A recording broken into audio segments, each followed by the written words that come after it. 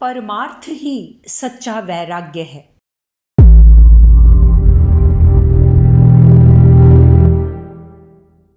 हमारे यहाँ वैराग्य की बड़ी महिमा है।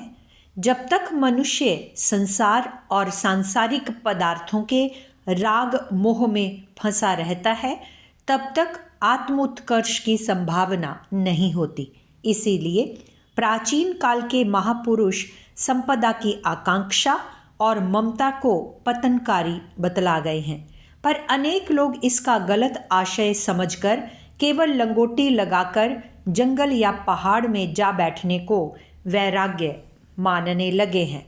इस प्रकार के अज्ञान मूलक त्याग से कोई विशेष लाभ नहीं होता। त्याग और वैराग्य का तत्व केवल पदार्थों के छोड़ देने से नहीं है, वरन उनका सदुपयोग करके दूसरों को लाभ पहुंचाना ही उसका मुख्य उद्देश्य है। संसार की वस्तुओं में मालिकी के विचार रखने से उनका दुरुपयोग होता है और संसार के समस्त पदार्थों को ईश्वर की वस्तु समझकर उनका खजांची रहते हुए कार्य करने में सामग्री का उपयोग धर्म, न्याय और सुख के कार्यों में होता है। सांसारिक वस्तुओं से वैराग्य करना उनका ठीक प्रकार उपयोग करने की कला सीखना है। लेकिन आज तो कर्तव्य त्यागी को ही वैरागी कहने की प्रथा उठ खड़ी हुई है। वैराग्य का सारा रहस्य निष्काम कर्म योग में छिपा है। मानव जाति के सबसे महान दर्शन शास्त्र गीता ने निष्काम कर्म योग पर ही सबसे अधिक बल दिया है। संसार में हमें किस प्रकार व्यवहार करना चाहिए, इसका ज्ञान प्राप्त करने के लिए हमें गीताकार का भावार्थ भली प्रकार समझने की चेष्टा करनी चाहिए। निष्काम कर्म और कर्म योग ये दो शब्द हैं। निष्काम से तात्पर्य अलग रहने, न मिल जाने, निर्लिप्त रहने से है। कर्म योग का तात्पर्य कर्तव्य धर्म पालन करने से है। जीव का धर्म यह है कि वह विकास के निमित्त अहम भाव का प्रसार करे, अपनी आत्मीयता को दूसरों तक बढ़ावे, अपने स्वार्थों को दूसरे के स्वार्थ से जोड़ने के दायरे को बढ़ाता जाए। यह आध्यात्मिक उन्नति यदि वास्तविक हो तो वह आदमी अपनी शक्तियों का अधिक से अधिक भाग दूसरों की सेवा में लगाता है और कम से कम भाग अपने लिए रखता है। अर्थात वह सेवा धर्म अपना लेता है और परोपकार में रत रहता है। उसका दृष्टिकोण संकुचित स्वार्थ पूरा करने का नहीं होता, वरन उदारता सहित परमार्थ को लिए हुए होता है। जो जितना ही परमार्थ चिंतक है वह उतना ही बड़ा महात्मा कहा जाएगा। हमारे पूर्वज ऋषि मुनियों को ठीक तौर से पहचानने में लोग बड़ी भूल करते हैं। उनकी दृष्टि इतनी ही पहुंचती है कि ऋषि मुनि नगरों से दूर जंगलों में रहते थे और फल फूल खाकर तथा वल्कल वसन पहनकर जीवन यापन करते थे। आजकल के साधु नामधारी तथा कथित वैरागी अपना वैराग्य उसी की नकल का बनाते हैं। जीवन की आवश्यकताएं तो घटाते हैं, पर बची हुई शक्ति को परमार्थ में नहीं लगाते, वरन दंभ, आलस्य, प्रमाद और धूर्तता पर उतर आते हैं। इसलिए उनका जीवन साधारण गृहस्थ से भी नीचे दर्जे का बन जाता है। यही कारण है कि साधु वेशधारी भिखमंगों को गली कूचों में हम कुत्तों की तरह दूर दुराता हुआ देखते हैं। ऋषि मुनियों के जीवन पर गंभीरतापूर्वक दृष्टिपात किया जाए तो उनकी सच्ची आत्मोन्नति के प्रमाण प्रत्यक्ष हो जाते हैं। जंगलों में जाकर रूखा सूखा खाकर नंगे उघारे अजगरों की तरह वे नहीं पड़े रहते थे, वरन वहां जाकर जन साधारण की सेवा के लिए अधिक से अधिक काम करते थे। योगी द्रोणाचार्य ने शस्त्र विद्या में स्वयं पूर्णता प्राप्त की और अनेक अधिकारियों को उस विद्या में पारंगत बनाया। योगी चरक ने चिकित्सा शास्त्र की अन्यतम शोध की। योगी सुश्रुत ने शल्य क्रिया सर्जरी का आविष्कार किया। पाणिनि ने व्याकरण शास्त्र निर्माण किया। आर्यभट्ट ने खगोल विद्या के मर्मों की खोज करके ज्योतिष शास्त्र बनाया। योगी वशिष्ठ ने अपने उपदेशों से राम जैसे राजकुमारों को मर्यादा पुरुषोत्तम भगवान राम बना दिया। योगी परशुराम ने अपने प्रचंड बाहुबल से पृथ्वी को अत्याचारियों के रक्त से रंग दिया।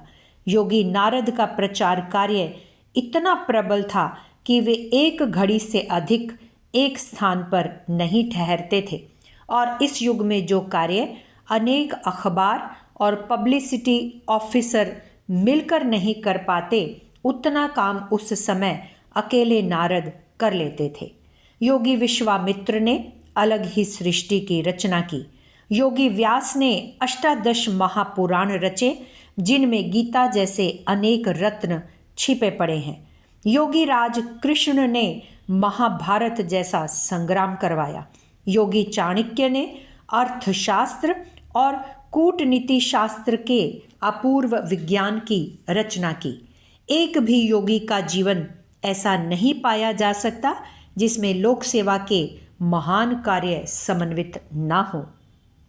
आत्मशक्ति की उन्नति के लिए वे योगाभ्यास भी करते थे, पर वह होता इसी प्रकार था जैसे प्रातःकाल अधिक काम करने की शक्ति प्राप्त करने के लिए हम निद्रा लेते हैं या कुश्ती लड़ने का बल बढ़ाने के लिए दूध पीते हैं। रहन सहन को कम खर्चीला वे इसलिए बनाते थे कि अपने निजी झंझटों को पूरा करने के लिए कम परिश्रम करना पड़े और अपनी अधिकांश शक्ति का उपयोग लोक सेवा अथवा परमार्थ के निमित्त हो सके। यह मानना भी गलत है कि हमारे ऋषि महात्मा पत्नी पुत्रों को त्याग देते थे। सच तो यह है कि शायद ही कोई ऋषि रहा हो जिसने अविवाहित जीवन बिताया हो, अन्यथा पुराण साक्षी हैं कि सभी ऋषियों की पत्नियां और संतानें मौजूद थीं। शंकर जैसे योगेश्वर के 2 विवाह हुए और उनके बाल बच्चे भी मौजूद थे। ऋषियों के जीवन पर थोड़ा सा प्रकाश इसलिए डाला गया है कि नकलची लोग पूरी बात को समझें और तब उसका अनुकरण करें। बाल बच्चों को भटकता छोड़ कायरता के साथ कर्तव्य धर्म की अवहेलना करते हुए घर त्याग कर भाग जाना और भगवान का भजन करने की झूठी आत्मवंचना के बहाने भीख के टूक खाकर अकर्मण्यता पूर्वक जीना ना तो योग है, ना संन्यास, ना स्वार्थ है और ना परमार्थ। यह एक प्रकार की आत्महत्या है जिसे अल्प शिक्षित या अशिक्षित व्यक्ति स्वार्थी कनफूका गुरुओं के बहकावे में आकर स्वीकार कर लेते हैं और अपने बहुमूल्य जीवन की आलस्य और प्रमाद की छुरियों से निर्दयता पूर्वक हत्या कर डालते हैं। वैसे तो आज भी थोड़े बहुत सच्चे महात्मा इन साधु वेशधारियों के बीच मिल सकते हैं जो स्वार्थ की अपेक्षा परमार्थ को महत्व देते हैं और अहंकार के नशे में ऐंठे फिरने की बजाय नम्रता और सेवा का परिचय देते हैं। ऐसे महापुरुष उसी प्रकार पूजनीय हैं जैसे कपिल कणाद। हमारा विरोध तो उन भिखमंगों से है जो वैराग्य के पवित्र नाम को कलंकित करके प्रमाद की उपासना करते हैं और जन साधारण के मन में यह झूठी धारणा पैदा करते हैं कि वैरागी वही हैं जो घर बार छोड़कर निरुद्देश्य मारा मारा फिरे और भजन की झूठी आत्मवंचना करता हुआ स्वार्थी जीवन बिताए। जीवन विकास के लिए अहम भाव का प्रसार आवश्यक है।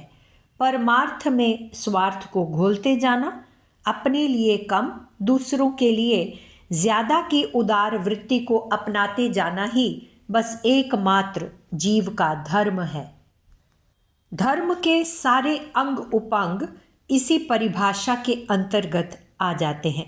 त्याग, सहानुभूति, प्रेम, दया, उदारता आदि सत प्रवृत्तियां विकास धर्म की किरणें हैं। संपूर्ण धर्मशास्त्र इसी एक बिंदु के आसपास उसी प्रकार घूम रहे हैं जैसे ध्रुव के चारों ओर अन्य नक्षत्र घूमते हैं। आप संसार से विरक्त रहिए, पर प्राणियों को आत्मतुल्य समझकर उनकी अधिकाधिक सेवा के मार्ग पर बढ़ते चलिए। स्त्री के, पुत्र के, कुटुंबियों के शरीरों को नाशवान समझिए, पर उनके जीव की उन्नति में भरपूर सहायता कीजिए। उनके आवश्यक सुविधाओं का उसी प्रकार ध्यान रखिए जैसे अपनी सुविधा का रखते हैं।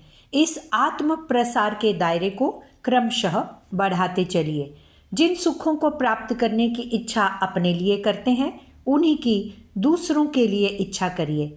सहृदय माता घर में बने हुए खीर खांड के भोजन पहले अपने बालकों को कराती है, तब बचा खुचा आप खाती है। आप जब विकास धर्म का पालन करेंगे तो ऐसी ही उदार एवं सहृदय माता बन जाएंगे।